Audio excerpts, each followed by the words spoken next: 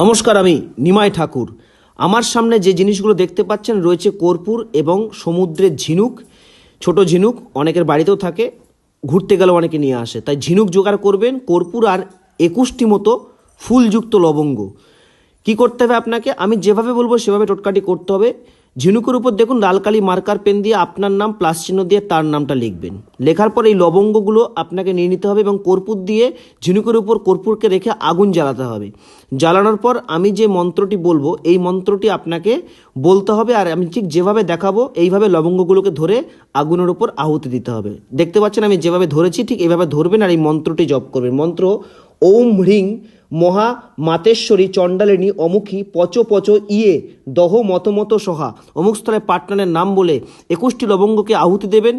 আহুতি দেওয়ার পরে যাকে বশীকরণ করবেন সেই আপনার বশীভূত হতে বাধ্য হবে এবং এই বিভূতিটি আপনাকে আহুতি দেওয়ার পরে একটি কাঁচের শিশিতে ভরে ঘরে গোপন স্থানে রেখে দিতে হবে। ব্যাস এটুকু করলেই সে চিরজীবন আপনার বশীভূত হয়ে যাবে। নমস্কার, জয় মা কামাখ্যা।